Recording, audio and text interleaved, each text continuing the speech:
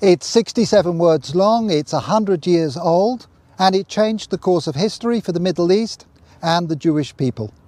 The Balfour Declaration, the expression of the British government's support for a Jewish home in Palestine, was sent by British Foreign Secretary Arthur Balfour to the second Lord Rothschild. I'm here in Buckinghamshire at Wadston Manor to speak with the fourth Lord Rothschild about the Balfour Declaration, what it means for Britain, for the Jewish people and the Rothschild family. The Foreign Office, November the 2nd, 1917. Dear Lord Rothschild, I have much pleasure in conveying to you, on behalf of His Majesty's Government, the following declaration of sympathy with Jewish Zionist aspirations, which has been submitted to and approved by the Cabinet. So it's possibly the most famous letter in modern Jewish history, and it begins with 3 words: Dear Lord Rothschild. Why was it that this letter was sent by the Foreign Secretary to your great-uncle Walter? It's an interesting question because he was really interested in ornithology, although he became interested in Zionism. I think the reason was this, that it was primarily a movement from Eastern Europe, but they didn't clarify who was in charge of that movement. And in addition, it was, after all, in Great Britain. So they felt that the Rothschild family should be the one to whom it was addressed. And Walter was Lord Rothschild, and he was a Zionist. And those really are the background reasons. So Walter received the Balfour Declaration, and I have a copy here. And I wonder if I could possibly ask you to read it for us. Yes, indeed. Yeah. I'm going to put on my spectacles to make sure I read it accurately. His Majesty's Government view with favour the establishment of Palestine as a national home for the Jewish people, and will use their best endeavours to facilitate the achievement of this object, it being clearly understood that nothing shall be done which may prejudice the civil and religious rights of existing non-Jewish communities in Palestine, or the rights and political status enjoyed by Jews in any other country. I should be grateful if you would bring this declaration to the knowledge of the Zionist Federation. Yours, Arthur Balfour. And here it is, the Balfour Declaration. What do you feel when you see it here? I genuinely feel it's one of the most extraordinary moments in the history of the Jewish people. If you think it took 3,000 years to get to this, and then you say, how did this miracle happen? It's the most incredible piece of opportunism. I mean, if you think you had an impoverished would-be scientist, Chaim Weizmann, who somehow gets to England, meets a few people, including members of my family, seduces them. He has such great charm and conviction. He gets to Balfour, and he unbelievably persuades Balfour and Lloyd George, the Prime Minister, and most of the ministers, that this idea of the national home for Jews should be allowed to take place. I mean, it's so unlikely.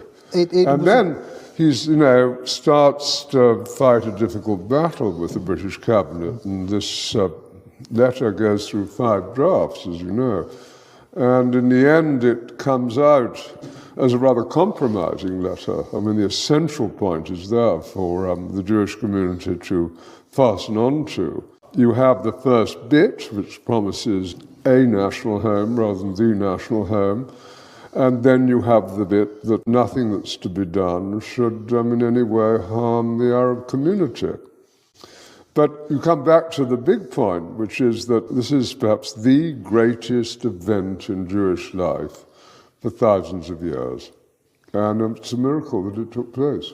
And of course, the Rothschild family then as now filled 2 roles, because it wasn't just a leader of diaspora Jewry, it also played a very significant role in the early years of the establishment of the pioneer communities in Israel as well. There were two branches of the Rothschild family primarily concerned. One in France through Baron Edmond de Rothschild, who was the one who responded to the Russian programs of the 1880s. In England, there was a divide. Some of the Rothschilds, in particular Baron Edmond's son, James, known as Jimmy, had come from France, partly because of the Dreyfus case and his horror about what had happened, to live in England. He was educated at Cambridge University. And he married an English girl, Mrs. James de Rothschild, and she became a leader at a very young age. She was only 17 when she started writing to Weizmann and introducing him to the British establishment.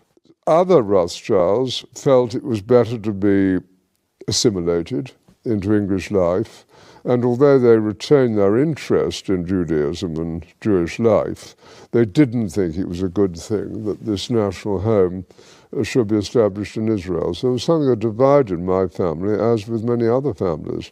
I wonder, as somebody who moves in the highest echelons of British society and is very close to Israel, whether you in your life feel a tension between concern for Israel and loyalty to Britain? No, I don't personally feel that. I mean, I've been completely committed to Israel since the early 1960s and have been there every year since. So I don't feel that conflict, but I, of course, feel a huge loyalty to Great Britain. Just tell us a little bit more about Walter, the second Lord Rothschild, because he was an unusual and colourful character. He was a deeply eccentric man, but from a very early age his passion was collecting. He rode about Tring Park on a giant tortoise. He had a zebra carriage. A carriage pulled by zebras? Yes. He collected on a massive scale birds, insects, fleas, it was butterflies. The largest single collection created by a single individual. I think that's true. I think certainly in Great Britain, I think probably anywhere, he was the greatest collector of ornithological material. His niece, Miriam, writes that for 2 years, as one of his eccentricities, he didn't open any of the letters that were sent to him and stuffed them away into wicker baskets. And it does make you wonder what would have happened if the Balfour Declaration, the letter had been one of those letters that he'd actually, yes, stuffed. That's true. At that stage, and it's very difficult to quite understand why, he had taken a deep interest in what was happening about the possibility of Balfour Declaration. So maybe those letters would have got to the top of his file. I just want to revisit for a moment your cousin Dorothy, who you mentioned, who at an extraordinarily young age, still in her teens, played such a critical role as a go-between and a facilitator for Chaim Weizmann. Can you say a little bit about that? Well, she married my cousin Jimmy when she was 17. So this is your cousin Dorothy, Dolly. Yep, Mrs. James de Rothschild. And from her teenage years onwards, she was a major supporter of Israel, wasn't she? Major supporter. I mean, she worshipped her husband, who'd been deeply committed, son of Baron Edmond. It was due to him, I think, that she became interested. But once she became interested, she became passionately interested. After his death, she became even more committed. She just wanted to carry out his wishes and what he cared deeply about. And then she had her own personality, a deeply good human being who was quite unselfish. She devoted herself to this place, to Israel, and to a few friends, and had a wonderful life.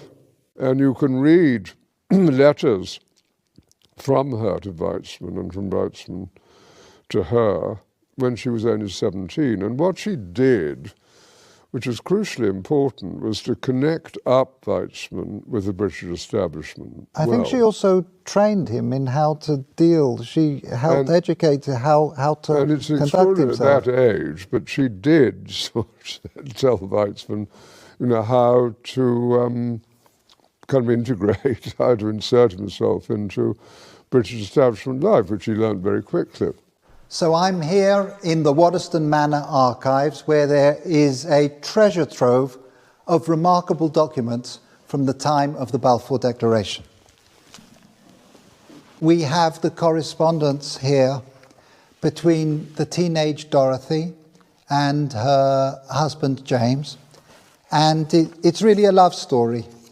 Here Dorothy is writing to James. She says, "Jimmy, I thought I would not like one day to pass without giving you a piece of news you have never heard before. I love you." But of course their correspondence wasn't just romantic correspondence. Here we have detailed letters describing her dealings with Zionist leaders, her advice and her suggestions regarding the conferences of the Zionist movement. And here we have a letter that the young Dorothy, still not 20, sent to Dr. Chaim Weizmann, where she's talking about the meetings that she's arranged for him. And as we've heard, she was helpful in training and preparing him to enter into the highest echelons of British society to advance the cause of the Zionist movement. She was an important character in your life as well. She really introduced you to Israel in some way. She was a crucially important character in my life. I became a trustee of Yad Hanadiv over 50 years ago. Which is the Rothschild Philanthropic Foundation. Yes, being our foundation. And I think I first went in 1962. Can you share with us your sense of what things have been changing in Israel since that first visit? Yes. As Israel, I think, became more and more successful in all sorts of ways, industrially successful, absorption successful, technologically successful, great universities, the problems with the wars that took place, being the clearest examples, of security became more paramount. And so you did see a shift in Israel from kind of the liberal Western place that it had been in the early 60s to something of a very different character. And you also have a shift, of course, between communities in Israel. I mean, Israel is a patchwork of different immigrants from different countries. And you have the religious, you have the non-religious, you have a town like Tel Aviv, which is attractive to the kind of business community, to what I would call ordinary city life. And then you have Jerusalem, which remains a very religious city and full of conflict between Arab neighbors and itself. Those internal issues within the fabric of Israeli society are one of the main focuses of Yad Hanadiv. Can you mention just one or two of the projects that feel to you most significant? Yes, we do a great deal of work on education, a great deal of academic work. We keep going at Ramat Hanadiv, the garden where Baron Edmond was eventually buried. We're on the point of building the new National Library of Israel. Two unexpected ones, perhaps. If you take the Orthodox community, it's important that they have employment. And we're trying to develop programs which it's possible for them to undertake. Similarly, you have a problem with Arab unemployment, and we set up jointly with the government employment centres to facilitate greater employment of Arabs within Israel. And so we're an active foundation trying to help with these fissures in Israeli life and to do some good. And we're sitting here looking forward to the 100th anniversary of this significant letter. If I can just ask you to think about the next centennial, 100 years' time, and just maybe share some of your hopes, your aspirations about where Israel will be. What does one hope for? One, of course, hopes for a peaceful relationship with Israel's neighbours, and that's going to be the most difficult matter of all to achieve. But even now you can see, with the disarray in the Middle East and the importance of relationships that Israel is developing, not only with Jordan, but also with Egypt and indeed with Saudi Arabia, even if they're not publicized because of the Sunni-Shiite war, there's hope. And I think if you take the need of Arab nations to have intelligence help, and if on the other hand you take compassion and generosity coming from Israel to Palestinian territories and its less fortunate neighbours, there are grounds for optimism, and I am an optimist. Lord Rothschild, thank you very much indeed. No, thank you.